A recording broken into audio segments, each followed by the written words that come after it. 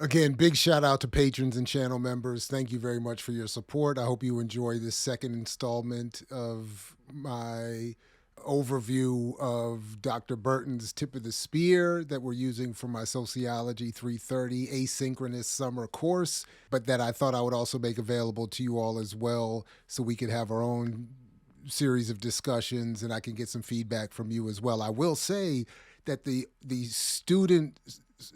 support from the students to the first edition of these videos was overwhelmingly positive. And even if I factor in consideration for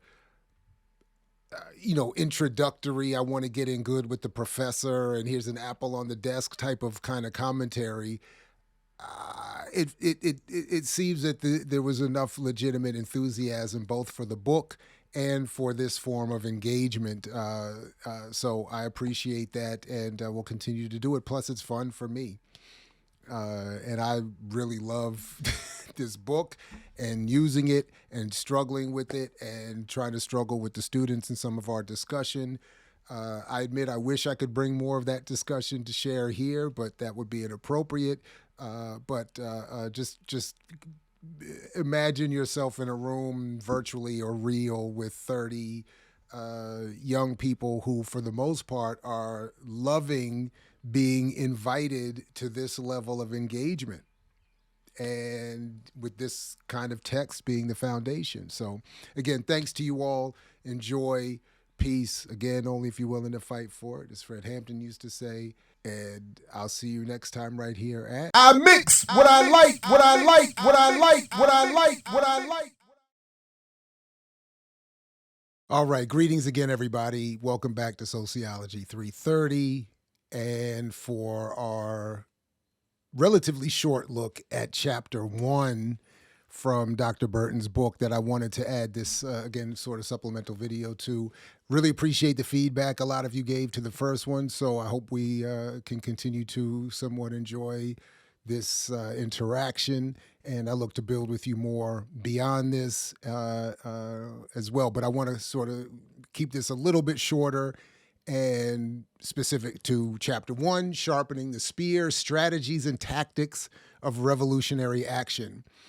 Again, as is the case with much of this book, and some of you already alluded to this in your responses to the introduction, there's a lot that you're going to unfortunately have to pick up in continuous study beyond this class to really fully appreciate. The same, by the way, is the case for those of us who have been teaching in Black studies or media studies for decades. There's a constant need to continue to learn, to continue to study, and be confronted with not only new information, but new ways of looking at and interpreting that information. So I don't want any of you to be discouraged at all if you feel like you're, as I describe myself sometimes, intellectually, mentally hanging on, or if you're confused. Revel in that. Enjoy it. You're not going to be tested for how well you understand Dr. Burton's argument per se. So please don't stress. Continue to put in good effort and read. And as some of you have been saying, Google some things, look up words if you need to. You can ask me about some things to follow up on. But I just want to just reassure you that it's okay to feel challenged by a text. That's a good thing.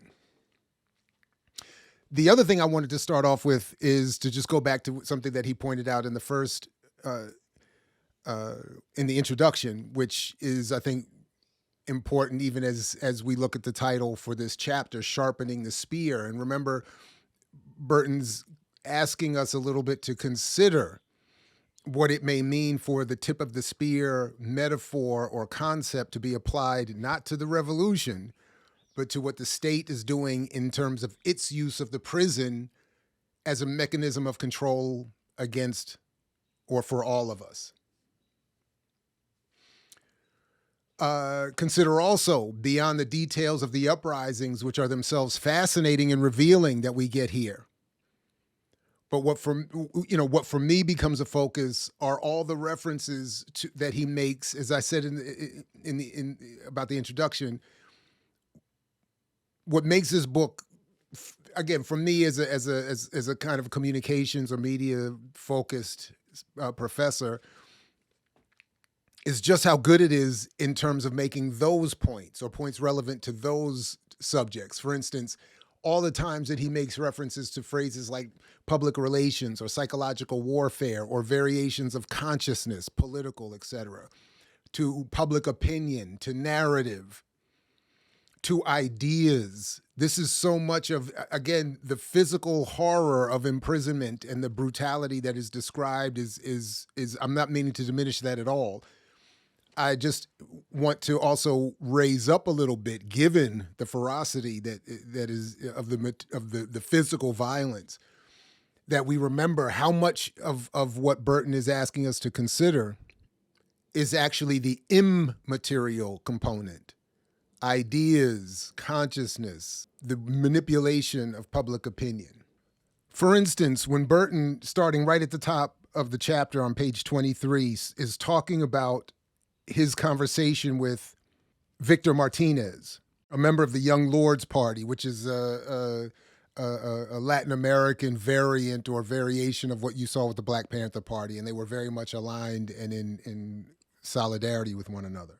One, Martinez sets the context, the political global context of the time in the early 70s, and that speaks to the consciousness and the ideas of those imprisoned, and then speaks specifically to the idea of ideas that I was just talking about. So for instance, Martinez says, in discussing the long history of resistance to racial colonial violence, quote, "This system has oppressed us for the last 400 years, and we're here to put a stop to it."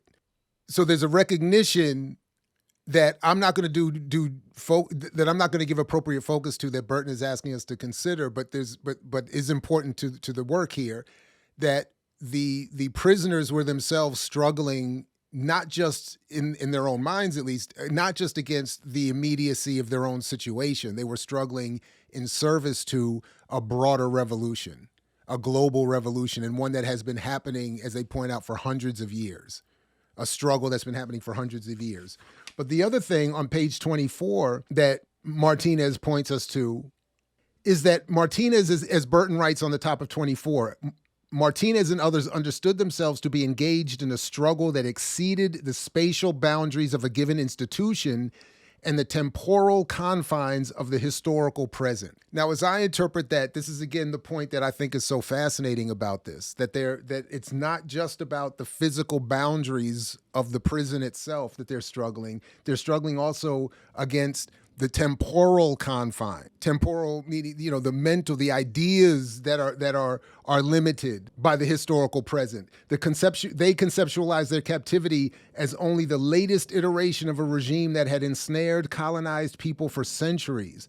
By relocating the rebellion's historical point of origin from jail conditions to the violence at the core of Western modernity, Martinez constructed the rebels as legitimate political actors, indeed as anti-colonial revolutionaries. So again, Western modernity, the idea they're struggling against all the ideas of Western European, that is, ideas of the world, the worldview. What does it mean to be a human? What does it mean to be in a society? What does it mean to be free? What does it mean to be a prisoner? What does it mean to be a slave? What does it mean to be black, to be white, to be a man, to be a woman? All of these ideas are being challenged, and more are being challenged in what Burton is talking about here. And what, again, I'm asking us to consider, at least are the ways that the prison and the prison officials want to suppress those ideas. They want to limit all of us to their definitions of all of those things. Again, on page 24, Burton says, "As I have already argued, tip of the spear is a military idiom for that which creates a breach in the enemy's defenses. Forced behind enemy lines, behind the walls erected to preserve the existing social order, incarcerated people possess a latent insurgent potential."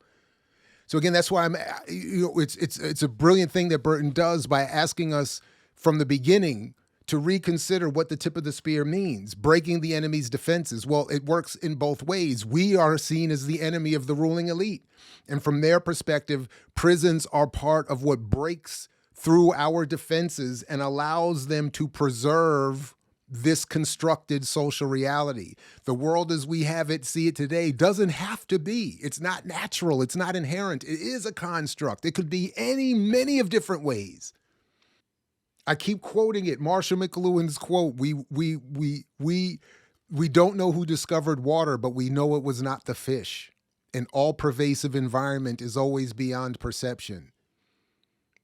We're born into a world, and because of that fact, we think it's natural, normal, and has to be only this way, and we don't realize it's been constructed.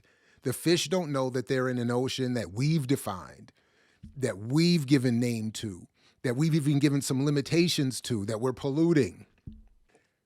And prisons are meant as a breach of our intellectual defenses against that would allow us to criticize that social order. It's a brilliant way of thinking of it. So similarly, and again, I invite you to spend more time on the details in terms of what happened. I don't want to simply recount all of those details here. I just want to highlight a few things that I think are relevant to our course on the relationship prisons have to a society, but there's so much in this book. This is my, I think, third reading at this point. So, and I find something new all the time. When books are this good, you should review them, study them repeatedly. So, but on page 25, coming back to my initial point about the way prisons are meant to limit the way we think for those of us not in them, never mind the people suffering the actual experience. When Burton writes on page 25, discourses of criminal justice legitimize this race and class war. Between 1967 and 1970, the jail population nearly doubled. A system built for fewer than 8,000 people now confined more than 14,000. Although a moral panic about rising crime suggested otherwise, misdemeanor and discretionary arrests drove this growth.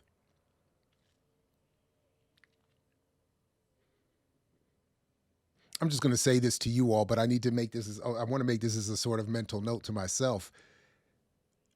Professor Burton has pointed this out to me separately, but this really speaks to something that is discussed in Stuart Hall and his colleagues' great classic work called Policing the Crisis, where this classic work from the early 80s, I believe, late 1970s, early 80s, was talking about how media and the courts and the police all work together to create narratives that justify the oppression and the jailing and the policing of largely African descended people, Black people, but of all oppressed communities. So when he says, Burton does here, discourses of criminal justice, discourse meaning all the forms of conversation about prisons, not only the way they're reported in the news, the way they're depicted in television, in music, in film, in literature, in academic work, all were designed primarily to give legitimacy to a race and class war against Black, brown, and poor people that would allow and justify this ballooning of the prison system and allowing for people to be locked up for nonviolent drug charges, all kinds of other things that somewhat is discussed in this chapter in terms of who is and isn't let out, but in creating a situation where even more violent crime is imposed as a necessity for survival in some situations to some parts of the community. And this moral panic about rising crime, as we often hear about every election cycle in the news to this day,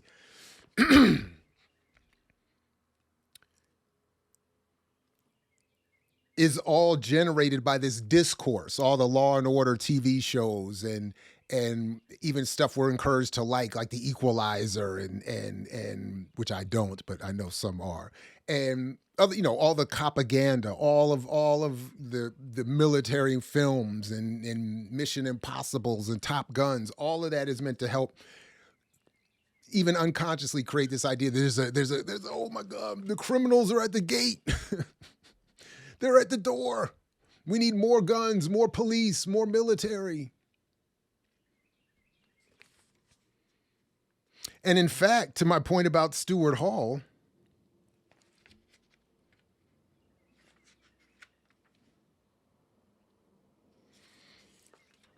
back on page 24, because part of what Stuart Hall was talking about was the way the press would create this moral panic.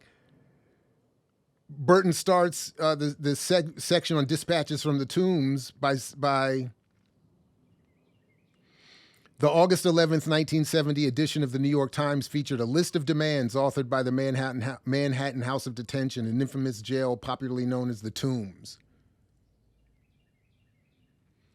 And remember how Burton was cautioning us against the reduction of discussion of these struggles to just the popular and minimum demands of the revolutionaries. So here he is. He's just reminding us, I think, by example here, the New York Times. This is what this is the sensational, rather than a focus on the underlying political consciousness and ideas that were propelling people to rebel. The New York Times wants to put a cap on that by just saying, here are their minimum demands. Let's focus on the demands. It's just an easier way of suppressing a more meaningful conversation.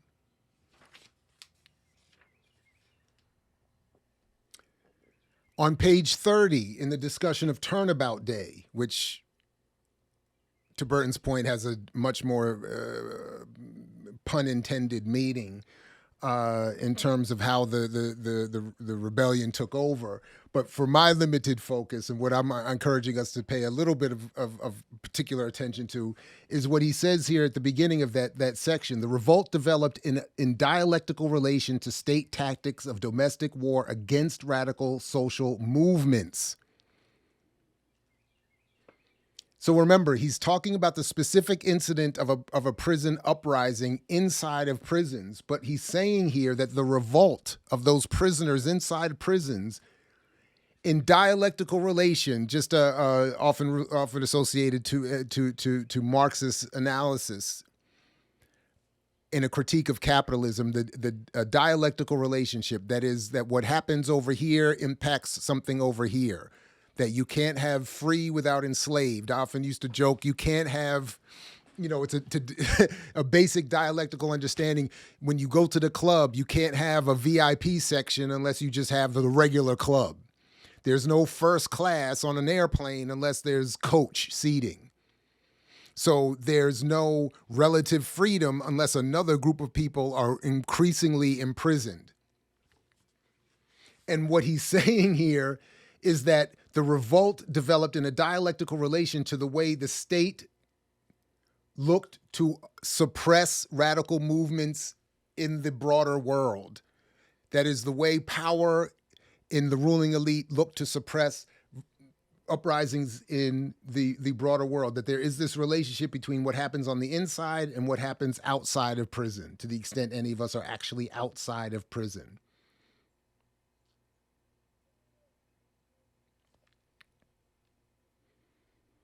And again, to my earlier point, even as he's talking about the way that these uprisings are characterized,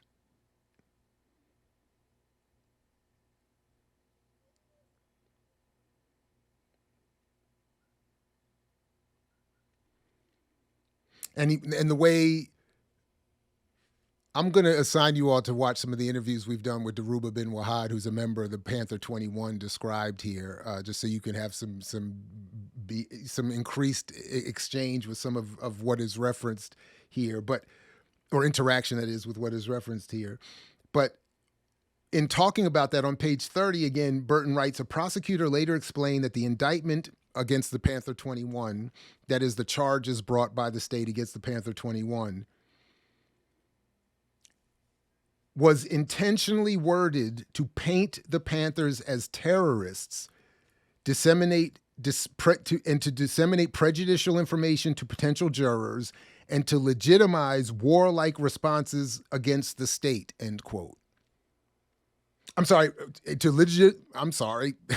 Freudian slip perhaps, legitimize warlike responses by the state. So in other words, he's talking not only about the material ability of, first of all, there's a lot happening here. Just quickly, it's the overlap of the political rebelliousness in prisons with the outside struggle. The Black Panther Party outside of prison impacting the work of fellow Black Panthers and others inside of prison, and vice versa. And then the state saying, we see what you're doing. And so we're going to prosecute the Panther 21 in such a way that demeans them in the eyes of potential jurors and the other rest of the community, and even among other elements of the Black community. And then we're going to, we're going to call them terrorists. We're going to do this, and we're going to do this to disseminate prejudicial information to potential jurors, and to paint the Panthers as terrorists, and to legitimize warlike responses by the state. So when the police come in and start killing everybody, everybody's like, well, that's what they get. That's what they get. That's how it's supposed to work.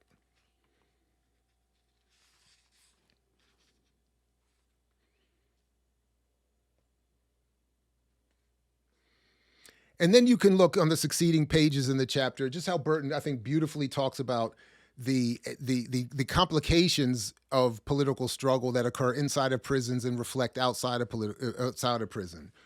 How far do we go with violence? Who's on the side of armed struggle? Who's going to capitulate to the first offer of reconciliation by the state? Who's going to betray the demands we've put here because they're afraid of more abuse? Who's going to step out of solidarity with us because they have less time to serve than some of us? All of these things relate very well to what happens outside in political organization. Who's going to take certain steps? Who's going to risk certain actions? Who's going to risk certain positions that they have in society versus what others may or may not have?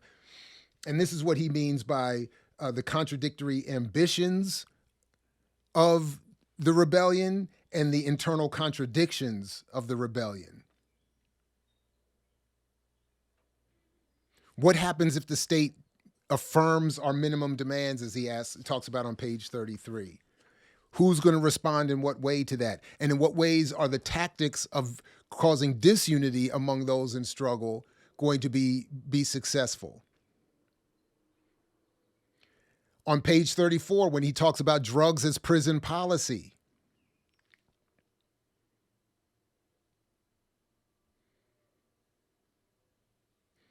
I thought this was fascinating and relates very well to the outside as well as the inside world, so to speak.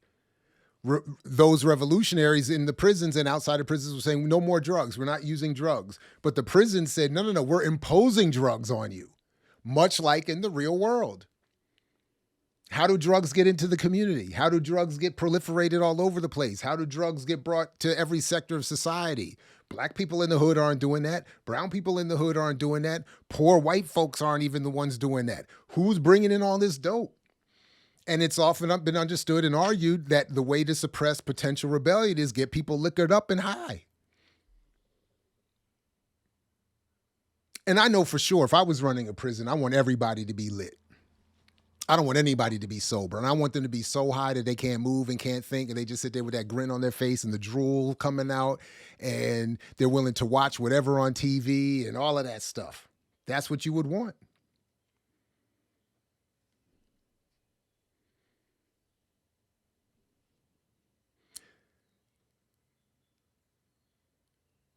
And then to my previous point, that very complicated question, how do you enforce unity?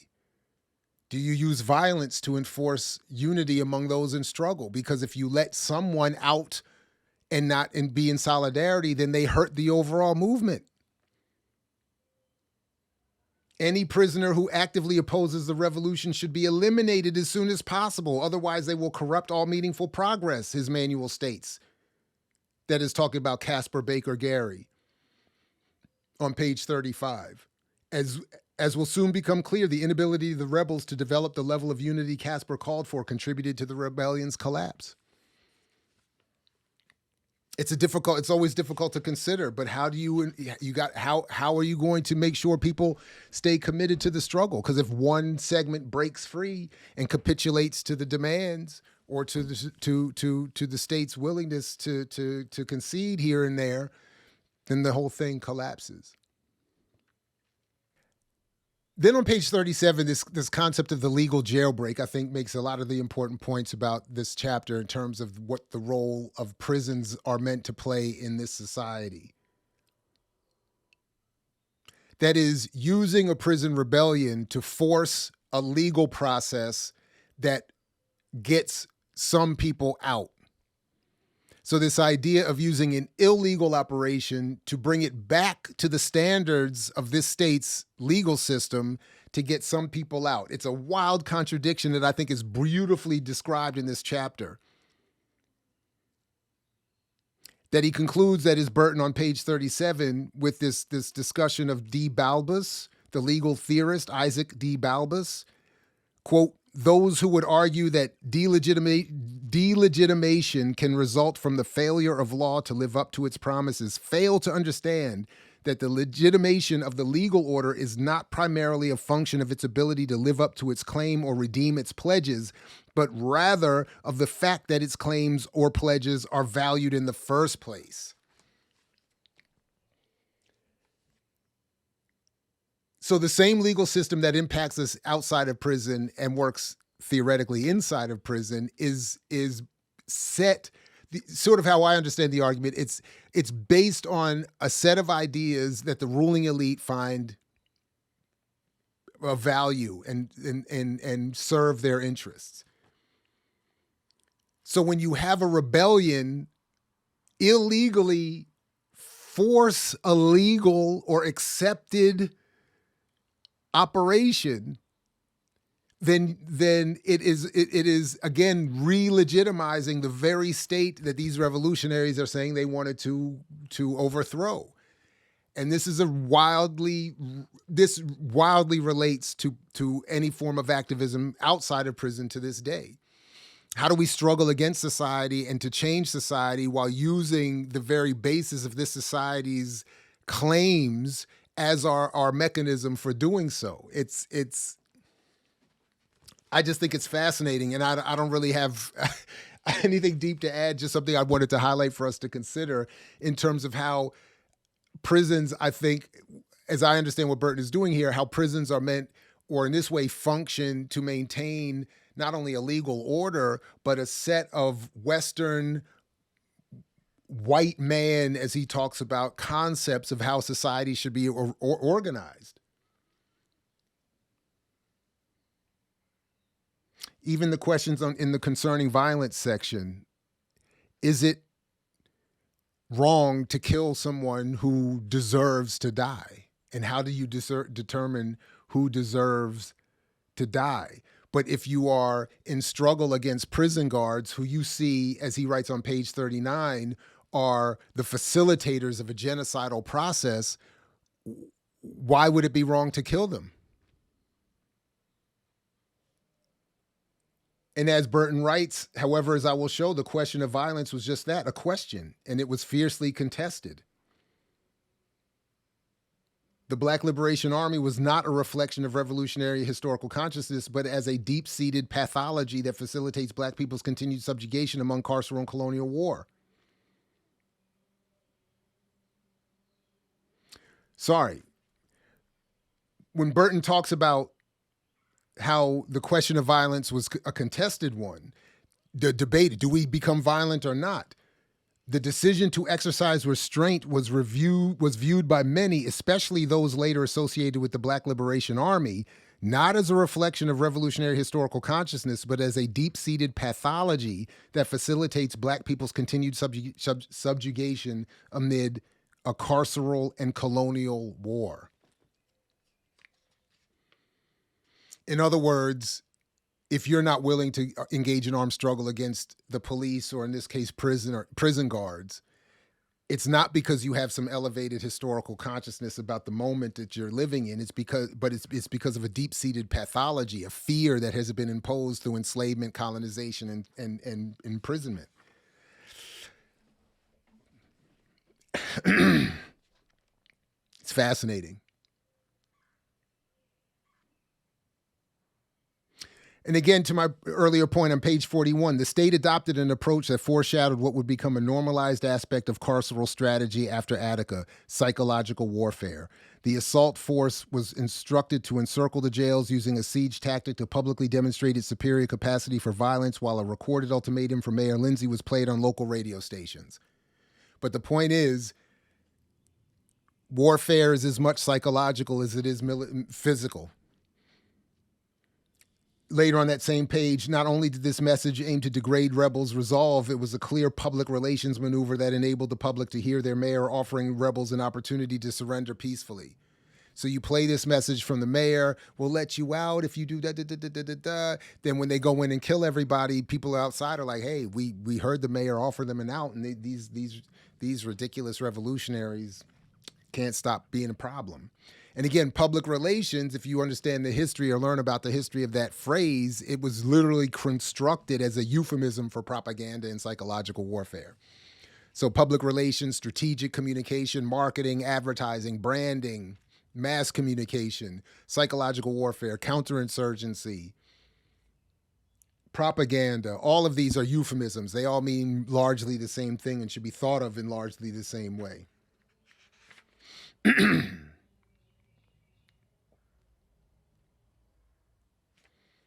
Frantz Fanon is mentioned. You should read about Fanon. This is his next month is his 100th birthday. Legendary. On page 44, quoting Fanon, revolution is armed struggle. Revolution is violence. Revolution is bloodshed. And the duty of the revolutionary is to make revolution. Following the theoretical trail blazed by Fanon, these engineers of rebellion argued that the violence of the colonized was a rational response to a condition of collective abjection, and that the contrary to their portrayal as extremists, they were not initiating force, but counterforce, not advocating violence, but counter-violence against the normalized and entirely predictable violence of the state.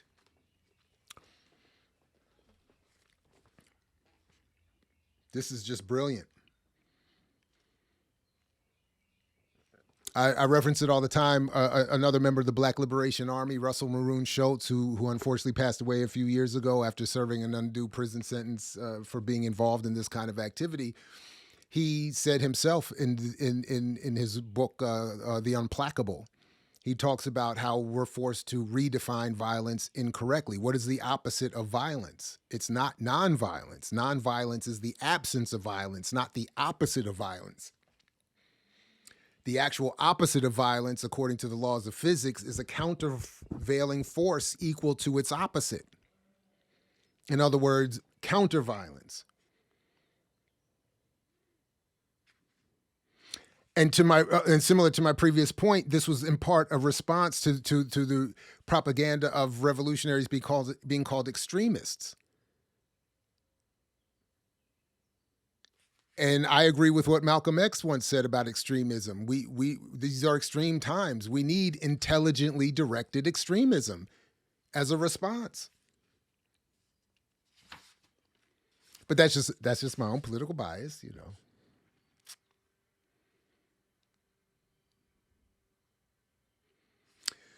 Now, in successive chapters, we're going to come back to Kwesi Balagoon, and in particular, this very complicated, to me, relationship between prisons and how we conceive of gender, sexual, racial, and political identity. But I just wanted to because Balagoon is mentioned in this chapter and introduced in many ways in this chapter, and with some of those ideas introduced in this chapter, I just wanted to put a pin in it and know that we're going to come back and deal with that more later, because it is a fascinating and I think, again, for me, complicated realization that a lot of these social constructs, which include gender and sexuality, have how we conceive of ourselves does have something to do with how those concepts are evolved within prisons. So anyway, again, I hope this helps at least a little bit. Please email me if you have any questions, comments, queries, conundrums, catechisms, cacophony, calumny, consternation, condemnation, conflagration. And please continue to struggle through the work and submit your assignments and stay in touch with Canvas. Thank you all very much, and I will see you soon.